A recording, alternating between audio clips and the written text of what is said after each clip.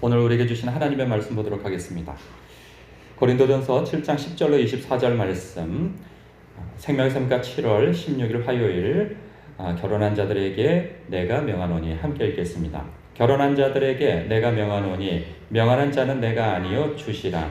여자는 남편에게서 갈라서지 말고 만일 갈라섰으면 그대로 지내든지 다시 그 남편과 화합하든지 하라. 남편도 아내를 버리지 말라.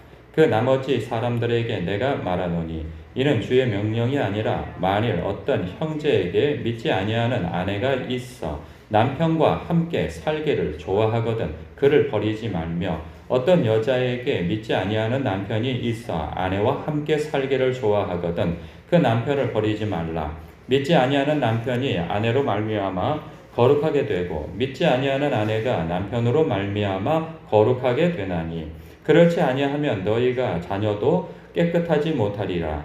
그러나 이제 거룩하니라. 혹 믿지 아니하는 자가 갈리거든 갈리게 하라. 형제나 자매나 이런 일에 구애될 것이 없느니라. 그러나 하나님은 화평 중에서 너희를 부르셨느니라.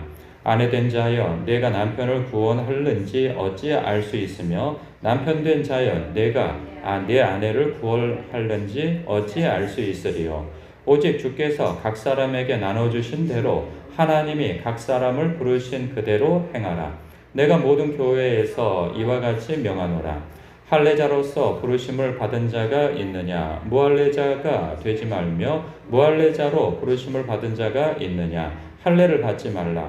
할례 받는 것도 아무것도 아니요 할례 받지 아니하는 것도 아무것도 아니로되 오직 하나님의 계명을 지킬 따름이니라. 각 사람은 부르심을 받은 부르심 그대로 지내라. 내가 종으로 있을 때에 부르심을 받았느냐? 염려하지 말라. 그러나 내가 자유롭게 될 수 있거든 그것을 이용하라. 주 안에서 부르심을 받은 자는 종이라도 주께 속한 자유인이요 또 그와 같이 자유인으로 있을 때에 부르심을 받은 자는 그리스도의 종이니라. 너희는 값으로 사신 것이니 사람들의 종이 되지 말라. 형제들아 너희는 각각 부르심을 받은 그대로 하나님과 함께 거하라. 아멘. 24절이 결론이 되겠죠. 형제들아 너희는 각각 부르심을 받은 그대로 하나님과 함께 거하라 라는 말씀을 하고 있어요. 앞서는 결혼에 대한 이야기를 해주고 있는데요. 10절에 보니까 이거 명하는 것은 내가 아니라 주님이시다. 그러니까 주님의 명령이다 라고 말씀하고 있어요. 그러니까 결혼은 예수 믿지 않고 했는데 이제 결혼 생활 하는 가운데 중간에 둘 중에 한 사람이 먼저 예수를 믿게 되어진 거죠. 같이 믿으면 얼마나 좋습니까? 근데 한 사람이 믿게 되어지면 다른 한 사람은 문화적 차이나 이해하지 못하는 것 때문에 부부싸움이 잦을 수가 있는 거죠. 그런 부분에 있어서 이제 살기가 굉장히 이 관점이 달라지니까 대화도 안 돼, 늘 갈등이 일어나 이런 문제 때문에 부부불화가 일어나게 되어졌어요. 이때 함부로 그 불편사항 때문에 갈라서지 말라는 말씀을 하고 있어요.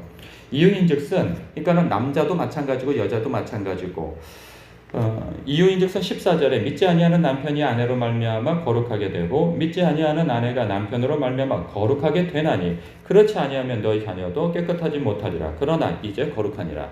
그러니까 자녀까지도 있는 상황인데 부부가 화합이 되어 한마음 한뜻으로 예수를 믿고 하나님을 섬기고 이렇게 되어질 때 자녀들도 안정감 가운데에서 예수를 믿게 되어지고 구원의 길로 들어서게 되어진다는 그 말씀이 되겠죠. 그렇지 않고 늘 가정불화가 일어나면 그렇지 않는 법도 없고 저도 이제 그런 경우는 많이 봤어요. 어머니가 보통 예수를 믿게 되어지면 남편이 믿지 않아도 자녀들은 예수님을 믿는 경우가 굉장히 많아요. 그러니까 꼭 둘이 다 같이 믿지 않는다 할지라도 믿는 경우, 어머니를 따라서 신앙을 갖는 경우들은 사례는 굉장히 많습니다. 그러나 부부가 같이 믿을 때 자녀들이 마음의 안정감 가운데에서 예수님을 믿는 그런 도리를 가는 길이 더 낫죠. 그런 부분에 있어서 말씀하고 있는 거예요. 그러니까 남편이 아내를 버리고 아내가 남편을 버리는 가운데에서 또 자녀들끼리 같이 이렇게 해서 나는 편하게 예수 믿을란다 이런 선택을 함부로 하지 말라는 거죠. 그리고 15절 이하에 보면 믿지 아니하는 자가 갈리거든 갈리게 하라. 형제나 자매나 이런 일에 구애될 것이 없니다. 또 극단적인 상황이 되어질 수 있어요. 아무리 믿는 쪽에서 그쪽이 남편이든 혹은 아내 쪽이든 간에 그 배우자와 늘 갈등이 있어서 어떻게든지 배우자가 예수를 믿게 하고 화평 가운데에서 결혼 생활을 하려고 힘쓰고 애써도 부정적인 힘이 굉장히 강하지 않아요? 그래서 굉장히 박해도 있고 나중에 그래서 우리 갈라서자 뭐 이런 요청을 계속하고 하게 되어졌을 때 그때에는 이렇게 하라는 거죠. 상대방이 갈라서자라고, 그러니까 안 믿는 쪽에서 갈라서자고 계속 부추기고 이야기를 하고 그것에 대한 확고한 결단이 있다면 그것에 대해서 너도 결단하라는 거죠. 그거에 구애받지 말라는 거예요. 앞서 같이 예수 믿고 온 가족이 예수 믿으면 너무나도 좋을 일이나 상대방이 굳이 갈라서자라고 할 때에는 그래 갈라서라. 그런데 이제 이것이 빌미가 되어져서 구실이 되어져서 금방금방 갈라서는 이유가 되어져서는 안 된다는 거죠. 오늘날은 결혼관이 옛날하고 또 달라요. 옛날에 우리 부모님 세대에는 안 믿는 사람이라 할지라도 그렇게 사이가 안 좋은데도 금방 갈라서거나 그러지 않아요. 왜냐하면 사회적 통념이 있기 때문에 이 갈라서는 것에 대해서 늘 신중했는데 지금은 굉장히 개인주의적 이 사고가 어렸을 때부터 형성되어져서 자라왔기 때문에 오늘날은 뭐 헤어진다고 해서 그게 흉이 안 된다고 생각을 해서인지 몰라도 그냥 금방 뭐 이렇게 마음이 안 맞는다 그러면 헤어지고 그런단 말이죠. 그럼 믿는 사람은 또 다르냐? 그렇지도 않아요. 믿는 사람들도 다 자기중심적으로 생각하면서 어떤 잘 맞지 않으면 헤어질 만한 구실을 찾는데 이 말씀이 그 구실을 줄 수도 있는 것이죠. 아유 봐라 헤어지라고 하면은 불신자이면은 갈라서라고 하지 않느냐 그런 뜻이 아니죠. 더 읽어보면 그런 뜻이 아닌 것을 알게 되어져요. 그러나 하나님은 화평 중에서 너희를 부르셨느니라. 아내 된 자여 네가 남편을 구하는지 어찌 알 수 있으며 남편 된 자여 네가 네 아내를 구하는지 어찌 알 수 있으리요. 이것이 하나님의 마음인 거죠.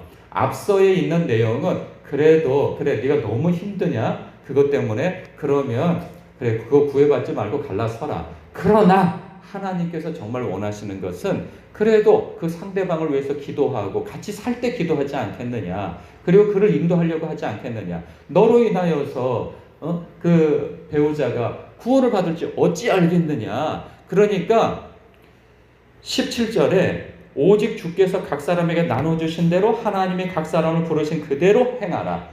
그러니 서로 부부 가운데에서 살다가 한쪽이 예수 믿고 하는 것 때문에 한쪽은 안 믿고 하는 것 때문에 갈등이 생긴다면 결론은 뭐냐? 각 사람을 부르신 그대로 행하라. 내가 모든 교회에서 이와 같이 명하노라 말씀하거든요. 그러니까 결론은 너의 아픔도 내가 알고 너의 그러한 서름도 안다. 그러나 하나님께서 그 아픔과 서름을 알고 계신다.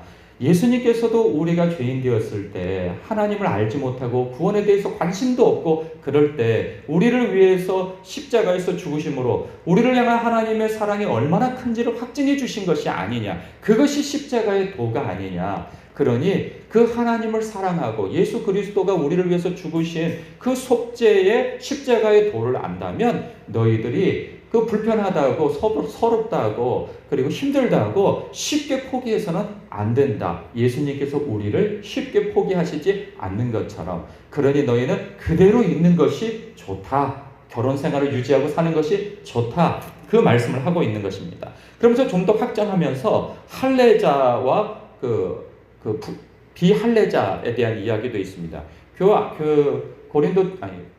사도행전을 보면 고린도 교회가 형성되어질 때 유대인들에게 먼저 복음이 전해졌어요. 다수의 유대인이 믿지 않기 때문에 그 유대인들을 피해서 따로 제자들을 이제 이방 그리스도인과 그리고 소수의 유대인 그리스도인이 있었죠.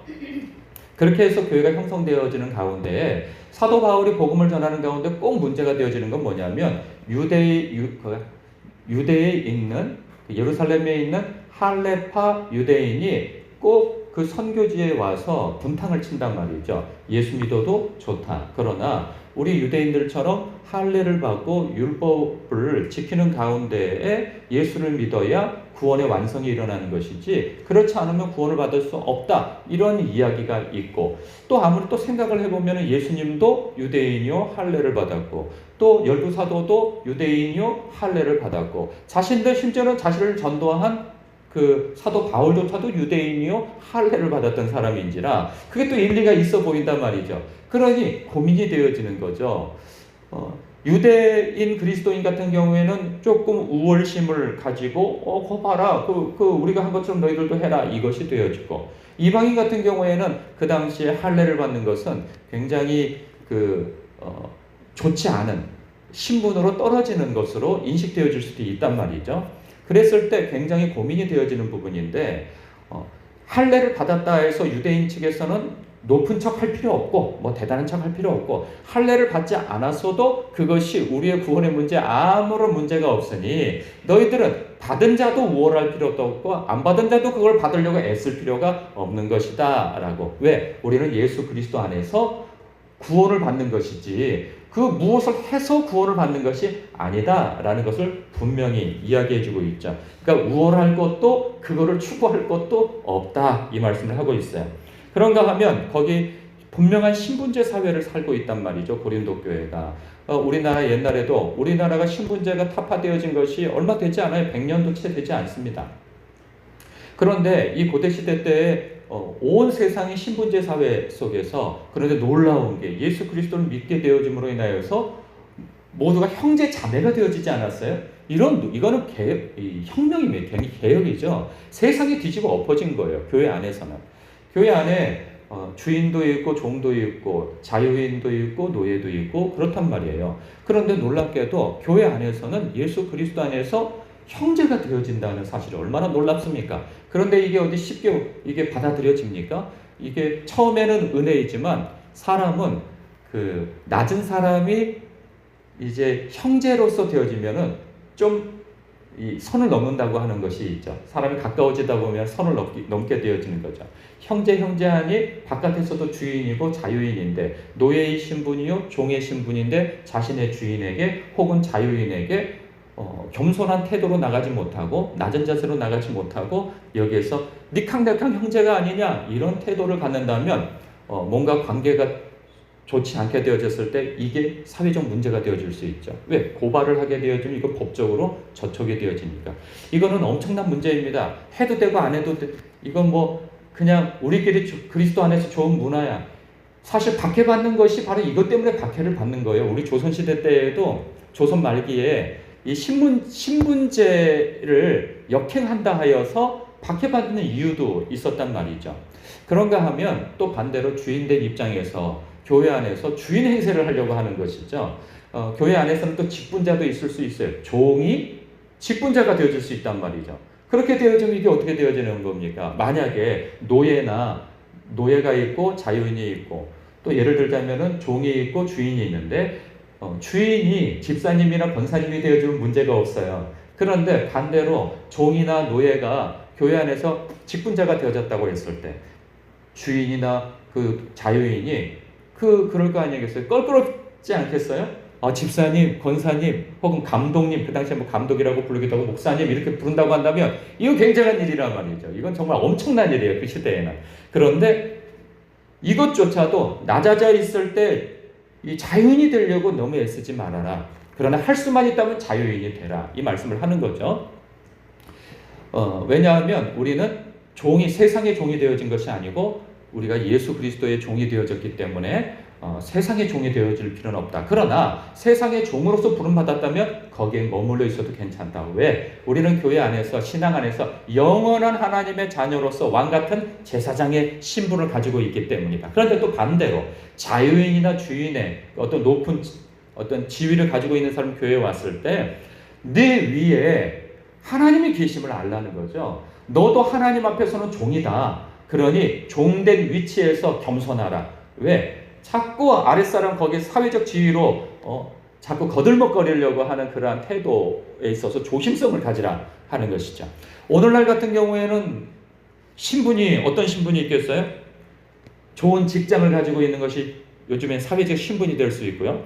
또 좋은 학벌을 가진 것이 상대적으로 또 좋은 신분이 되어질 수 있어요. 그런가 하면 재산의 정도를 따져서 신분의 정도가 될 수 있죠. 차 타고 오는 것이 무슨 차를 타고 있나? 옛날 차냐? 아니면 신차냐? 그리고 뭐 외제차냐? 국산차냐? 이런 걸 가지고 서로의 재산 정도를 따져보고 또 집이 아파트냐? 주택이냐? 그리고 또 이거 여러 가지 있잖아요. 이런 것들이 교인들 사이에서 사회적 지위가 되어진단 말이죠. 그래서 뭔가 좀 가졌다 하고 배웠다 하고 뭔가 있다고 하는 사람들은 목에 힘이 들어가고, 그렇지 못한 사람은 또 그 주눅이 들어서 산단 말이죠. 그렇지 않다는 거죠. 우리 주님께서 우리를 구원하시기 위해서 아무도 이해할 수 없는 방법인 십자가, 하나님의 저주를 받고 인간의 형체를 입고 오셔서 종된 모습을 입고 오셔서 오신 분이 아니냐. 예수님께서도 천상에 계신 분이 이 땅에 성육신 하셔서 오신 판에 인간 피조물인 존재가 어찌 도토리 키재기 하면서 누가 크냐 가지고 싸울 수 있느냐라는 거죠. 그럴 수 없다는 거죠. 여러분, 이 부분에 있어서는 우리가 깊이 묵상할 필요가 있습니다. 우리가 가난하다고 하여서 우리가 주눅이 드는 것은 하나님 안에서 내가 얻은 그 신분이 영광스러운 신분을 깨닫지 못할 때 그런 주눅이 드는 것이요, 하나님께서 우리를 얼마나 사랑하시는지 우리와 함께 하신다라고 하는 그 시각을 놓쳤을 때 우리는 이 사회적 기준을 통하여서 이 비교의식에 상대적 박탈감을 갖고 산단 말이죠. 그래서 자신을 등신으로 생각하는 경우가 굉장히 많습니다. 이거는 불신앙 중에 불신앙이라는 거예요. 또 반대로도 마찬가지죠. 예수님께서 우리를 위해서 십자가에서 죽으시고 성육신하셔서 우리와 같은 입장이 되어지셔서 이 이해력도 떨어지고 아무리 가르쳐도 알아듣지 못하고, 또한 당신이 하나님의 아들 그리스도라는 사실을 수도 없이 이 징표를 보여주셨음에도 불구하고 표적을 보여달라고 하며 결국은 십자가에 못 박은 자들 아니었겠어요? 그렇다고 한다면 하나님께서도 이렇게 낮아지셔서 우리와 눈높이를 함께 하시고 죽기까지 순종하셔서 하나님의 저주를 받아 십자가에서 죽으셨다고 한다면 우리가 교회 안에서 결단코 높아질 수 없는 것이죠. 하나님께서도 낮아지신 판에 저 낮아진 영혼을 위해서 낮아지신 판에 내가 뭐라고 저 낮은 영혼을 위하여서 내가 기꺼이 낮아질 수 없느냐는 말이에요. 어디서 자기의 학벌을 자랑하고, 어디서 자기의 가진 것을 자랑하며, 어디서 자기의 좋은 직장과 어떤 사업을 자랑할 수 있겠느냐 말이죠. 하나님이 내려다보고 계신다는 거죠. 그러니 너희가 십자가의 도를 통하여서 구원을 받고 하나님의 사랑을 받는다면 그 시각을 가지라는 거죠. 우리가 그 시각을 갖지 못하면 낮아진 대로 코가 석자나 빠져있고, 높으면 높아진 대로 또 교만해가지고 하나님 앞에 진노를 사게 되어진다는 사실입니다. 그러니 우리가 하나님의 시각을 가지고 내가 어느 위치에서 머물러 있어 하나님께 영광을 돌릴 것인가를 우리는 생각해보고 묵상해 봐야 할 것입니다. 기도하겠습니다.